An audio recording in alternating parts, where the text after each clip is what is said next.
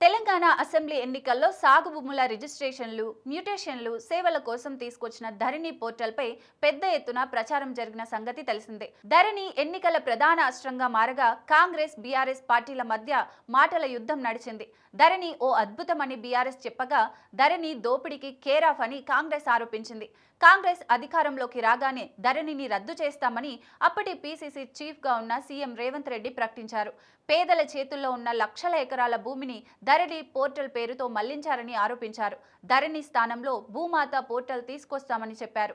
ఈ నేపథ్యంలో తాజాగా రేవంత్ ప్రభుత్వం ధరణి పోర్టల్పై కీలక నిర్ణయం తీసుకున్నట్లు తెలిసింది. ధరణి పేరును భూమాతగా మార్చేందుకు రేవంత్ సర్కార్ డిసైడ్ అయింది.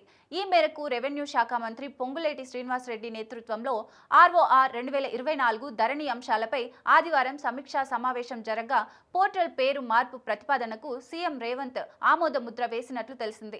తెలంగాణ ప్రత్యేక రాష్ట్రం ఆవిర్భావం తర్వాత 2017 సెప్టెంబర్ వరకు భూదస్త్రాల నిర్వహణ అంతా మా భూమి వెబ్లాండ్ పోర్టల్లోనే జరిగేది.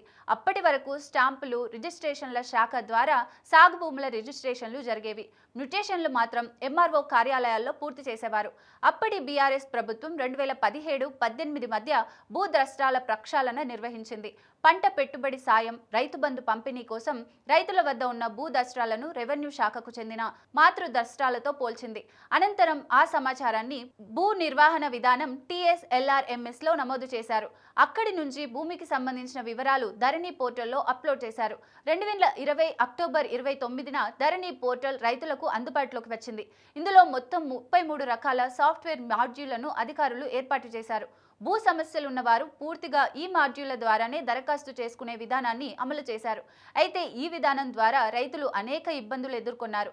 ఏ మాడ్యూల్ ఏ సమస్యకు అనే విషయంపై అవగాహన రైతులకు లేకపోవడంతో పదే పదే ఖర్చు పెట్టుకుని దరఖాస్తులు పెట్టుకున్నారు. అయినా భూ సమస్యలకు పరిష్కారాలు లభించక మీ సేవా కేంద్రాల చుట్టూ తిరిగి రైతులు విసిగిపోతున్నారు. దీంతో ధరణి పోర్టల్ను రద్దు చేసి మాడ్యూళ్ల సంఖ్యను 14 లోపు కుదించాలని తాజాగా రేవంత్ రెడ్డి ప్రభుత్వం నిర్ణయించింది. ఈ క్రమంలోనే ధరణి పోర్టల్ పేరును ఎన్నికల సమయంలో చెప్పిన విధంగా భూమాతగా మార్చేందుకు నిర్ణయం తీసుకున్నారు.